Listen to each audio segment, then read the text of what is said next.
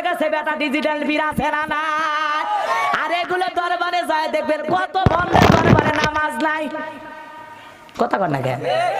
হক্কানি আল্লাহওয়ালাদের বিরোধিতা আমি করি না করবো না পীর ছিল শাহজালাল খানকাই পীর রাজপথে বীর নারায়ে তাকবীর হুঙ্কার দিয়েছে গৌর গোবিন্দ ধুতি খুলে ময়দান ফাঁকা করছে সুবহানাল্লাহ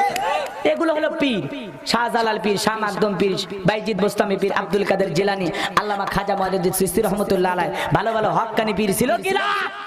আজও আছে না নাই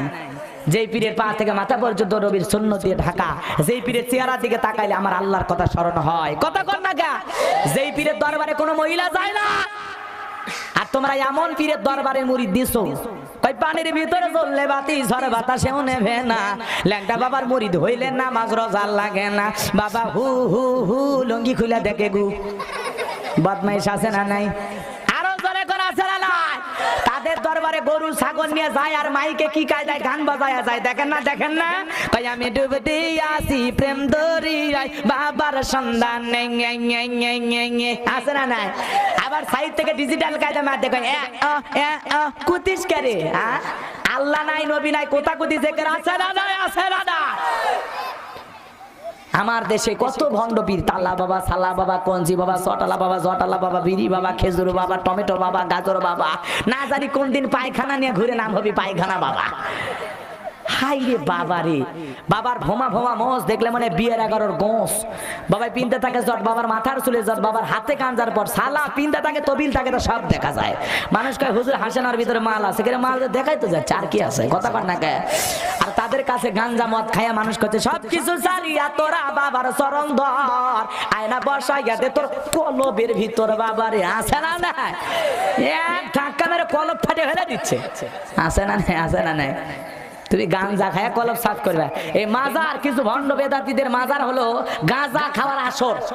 সবচাইতে নিরাপদ জায়গার নাম হলো মাজার গাঁজা খাওয়ার নিরাপদ জায়গার নাম কি কথা কন না কেন এই মাজারগুলোতে গাঁজা খেলে পুলিশও ধরে না কথা কন গাঁজা খায়া মোজদারি এমন কায়দা লাল বানাইছে টর্চ লাইট মেরে মুখ খুঁজে পাওয়া যায় না বগলে চুল দিয়ে বেরিবারে হয়েছে আর সুন্দরবনে বান্দরবনের কি অবস্থা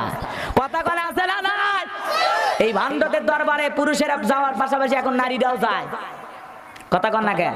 মহিলারাও এখন পীরের দরবারে দৌড়ে আছে না নাই একটা সন্তান হয় না 52টা ছাগল মান্নত করে 52টা দরবারে আছে না নাই কানজাহানালির মাজারে আমি গিয়েছিলাম বাগেরহাটে